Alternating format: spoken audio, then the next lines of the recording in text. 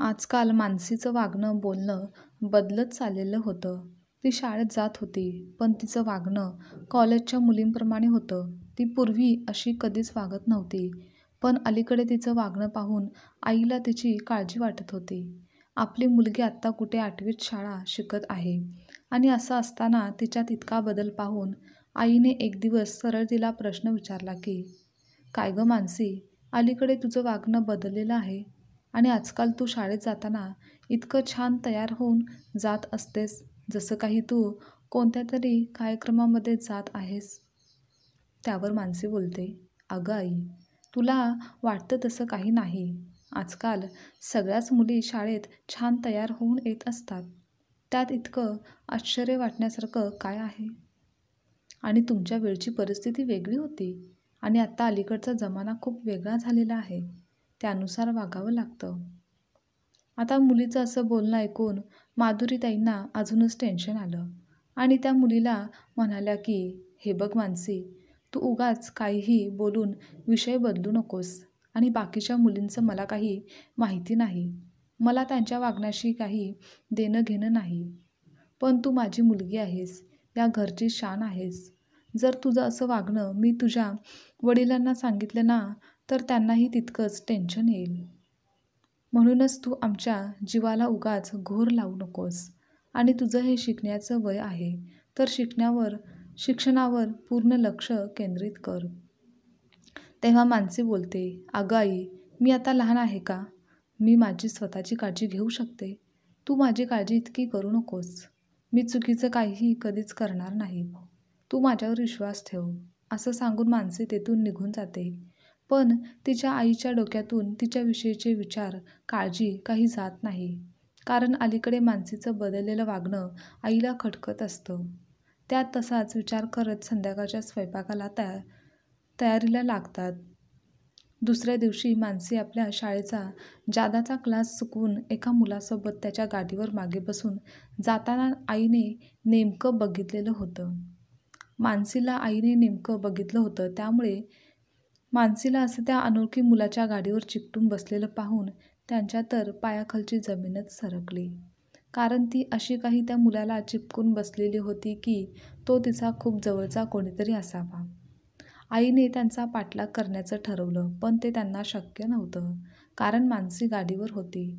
त्यानंतर मग त्या घरी आल्या. कसं तरी त्यांनी आपलं काम आवरलं, पण मनात असंख्य प्रश्न, गोंधळ होता. काही वेळाने मानसी रोजच्या आपल्या वेळेवर घरात आली आणि नेहमीप्रमाणे घरात वावरू लागली. माधुरीताईंना काहीच माहिती नाही असं त्या तिच्यासोबत वागल्या आणि आज दिवसभर काय केलं, काय झालं, आजचा शाळेचा दिवस आणि क्लास कसा होता, असं त्यांनी विचारलं. त्यावर मानसी बोलते, "अगं आई, आज खूपच अभ्यास होता आणि प्रॅक्टिकल पण होते, त्यामुळे कंटाळा आला आहे." मानसी असं बेधडकपणे खोटं बोलणं तिचं ऐकून आई विचार करू लागली की आपली मुलगी सर्रास खोटं बोलायला शिकली आहे. याचं खूप जास्त टेन्शन त्यांना आलेलं होतं. आता तिला कशाप्रकारे समजवायचं हेच त्यांना काही कळत नव्हतं आणि जर हे तिचं वागणं तिच्या वडिलांना सांगितलं तर त्यांनाही या गोष्टीचं खूप टेन्शन येईल. त्यांना मानसीचं वागणं सहन होणार नाही आणि माहिती नाही त्यानंतर ते काय करतील. म्हणून मानसीच्या आईने ही गोष्ट आपण स्वतः हाताळू असं ठरवलं आणि पुढे जाऊन मुलीने जर आपलं काही ऐकलंच नाही तर तिच्या वडिलांना ही गोष्ट सांगूयात, असा विचार मनाशी करत त्या रात्री मानसीच्या रूममध्ये गेल्या. पण मानसी तिथे कुठेच नव्हती. तर ती बाल्कनीत हळूहळू बोलण्याचा आणि कुजबुज करण्याचा आवाज त्यांना आला. म्हणून त्यांनी मानसीला आवाज देत त्या बाल्कनीत गेल्या. तर आपल्या आईला असं अचानक पाहून मानसी आपल्या आईला म्हणाली, "काय गं आई, तू माझ्यावर सारखी नजर का ठेवत असतेस? तू अशी का वागतेस? काय झालंय तुला?" तेव्हा सर्व बळ एकवटून आई हळू आवाजात मुलीला विचारते की, "मानसी, आज तू कुठे गेली होतीस आणि कोणासोबत गेली होतीस? कोण होती ती व्यक्ती जिच्या मागे तू बसली होतीस? हे मला खरं खरं आज सांग." आता आईचं असं बोलणं ऐकून मानसी घाबरली, पण तरीही धीटपणे खोटं बोलली की, "आई, कोण व्यक्ती आणि मी कुठे गेले होते? तू पण ना काही पण काय बोलत असतेस." तेव्हा आई मग चिडूनच बोलते, खोटं बोलू नकोस. मी स्वतः तुला आज त्या मुलाबरोबर बघितलेलं आहे. त्यामुळे तू अजूनही खरं सांग आणि तुझं हे असं वागणं कधीपासून चालू आहे? आता मात्र मानसी खाली मान घालून काहीच उत्तर न देता फक्त आईचं बोलणं ऐकते. तेव्हा आई थोडं शांत होते. मानसीच्या जवळ जाऊन बोलते, मुली, तू आता शाळेत शिकत आहेस. हे वय असंच असतं. मला माहिती आहे. पण तरीही मनावर ताबा ठेवून आणि परिस्थितीचं भान राखून आपलं शिक्षण पूर्ण करायचं असतं. आपलं पुढचं आयुष्य घडवायचं असेल तर तुला अभ्यासावर लक्ष केंद्रित करायला हवं.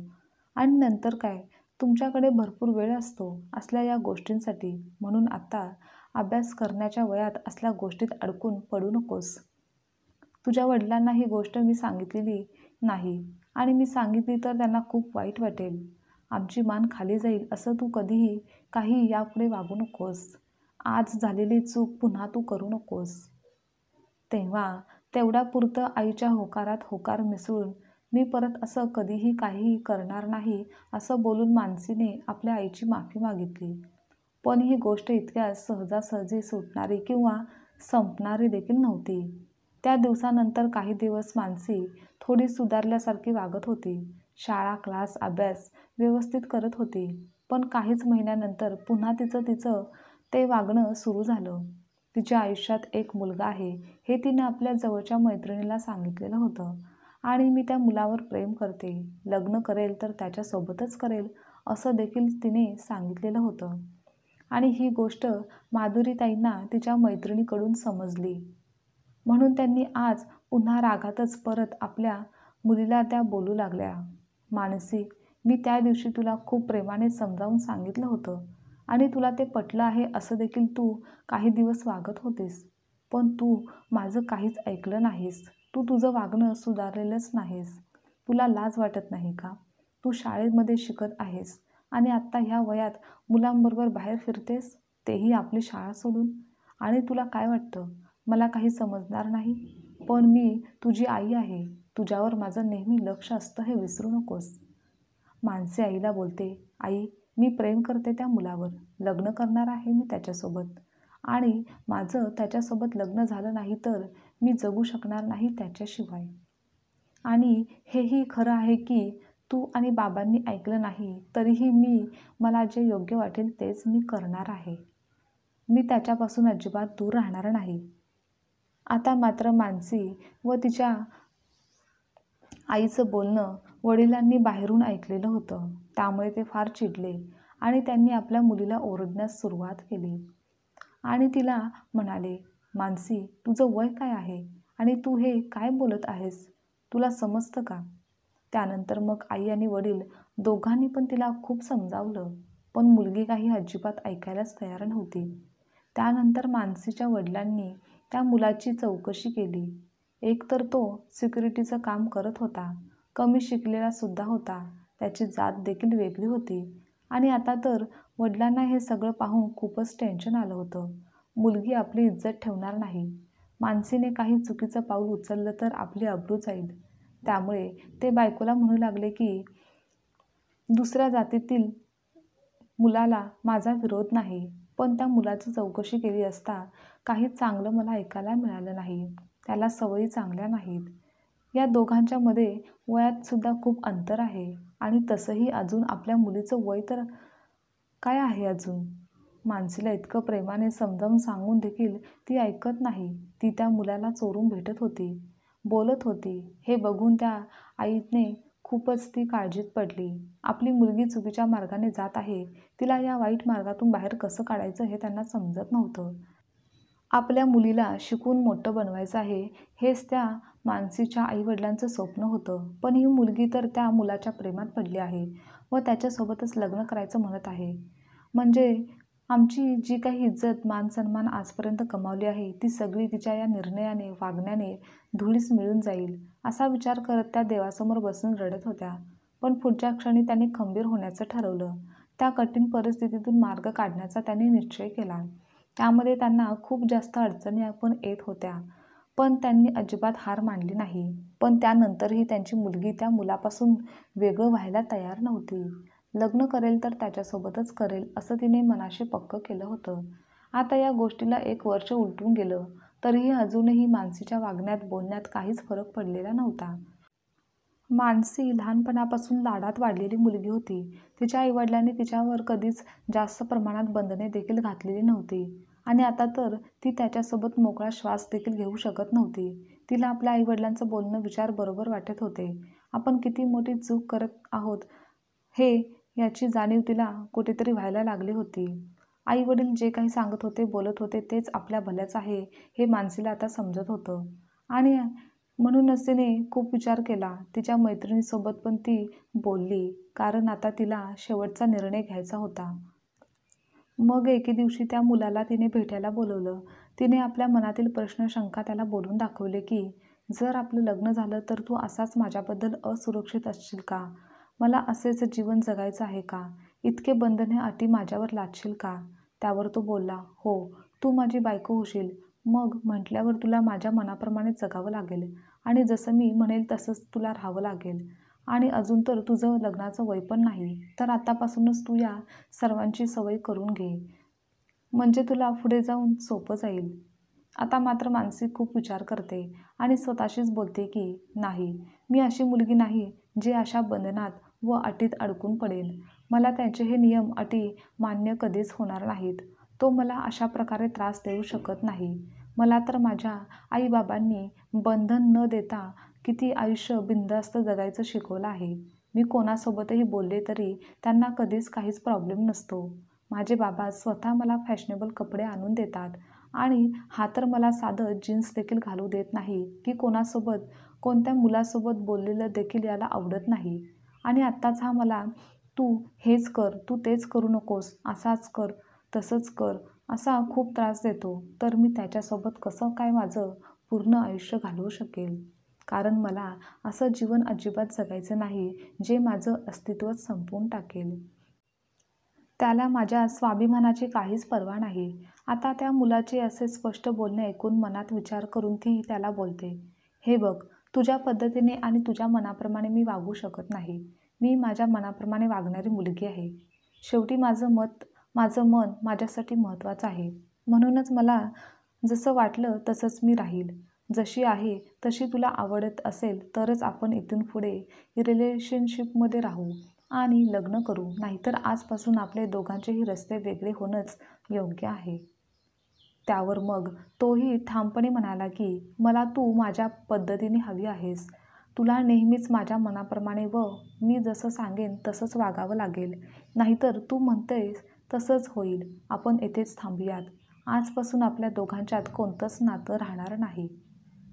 त्याचं बोलणं ऐकून ती थोडी दुखावली गेली. पण मनाला खंबीर करून व भविष्याचा विचार करून तिने आज शेवटी त्याला सोडण्याचा विचार केला आणि ती तेथून त्याच्या आयुष्यातून देखील कायमची निघून गेली. तिला सुरुवातीला थोडं नक्कीच वाईट वाटलं. आज त्याला सोडल्यानंतर तिने एक मोकळा श्वास घेतला होता. मनावरचं थोडं ओझं हलकं झालं होतं. घरी आल्याबरोबर ती रडतच आईच्या गळ्यात पडली आणि आईकडे आपण केलेल्या गुन्ह्यासाठी माफी मागू लागली. मी चुकले म्हणू लागली. मी भरकटत गेले होते. तेव्हा काय चूक, काय बरोबर हे मला कळत नव्हतं. मी वाहवत गेले. पण आता मला माझी चूक लक्षात आली आहे. आई, मला माफ कर. मी अजिबात आता त्या मुलाचा विचार देखील करणार नाही की मी त्याच्यासोबत लग्न देखील करणार नाही. यापुढे माझा आणि त्याचा काहीच संबंध असणार नाही. भविष्यात तू आणि बाबा जिथे म्हणाल तेथेच मी लग्न करेल. आता मी फक्त माझ्या शाळेकडेच लक्ष देईल. शिकून मोठं काहीतरी करून दाखवेन, जेणेकरून तुला आणि बाबांना माझा अभिमान वाटेल. आई, खरंच मला माफ कर. आई, मला माफ कर. मानसी रडत रडत आईचे पाय पकडत माफी मागत होती. तेव्हा तितक्यात तिचे बाबा देखील तिथे आले. तेव्हा तिने आपल्या वडिलांची देखील माफी मागितली. मी आजपासून अशा कुठल्याच गोष्टीमध्ये परत पडणार नाही म्हणू लागली. हे ऐकून आई-वडील दोघे देखील खुश होतात. आई-वडिलांना आपल्या मुलीवर आज अभिमान वाटत होता. त्यानंतर आई-वडिलांनी आपल्या मुलीला मनापासून माफ केलं, कारण शेवटी ते आई-वडील होते. मग मानसीसुद्धा आता या सगळ्या गोष्टी विसरून आपल्या शाळेकडे लक्ष देऊ लागली. अभ्यासात आपलं मन गुंतवू लागली. आई-वडील आपल्या मुलीला असं बघून खूप जास्त खुश होते. जे करायचं असेल ते तुम्ही मनापासून करा. आपले भोग आपल्यालाच भोगावे लागतील. तुमच्या नशिबात होणाऱ्या गोष्टी कोणीच बदलू शकणार नाही. आजची कथा तुम्हाला आवडल्यास लाईक, शेअर, कमेंट करा आणि चॅनलवर नवीन असाल तर चॅनलला सबस्क्राईबसुद्धा नक्की करा.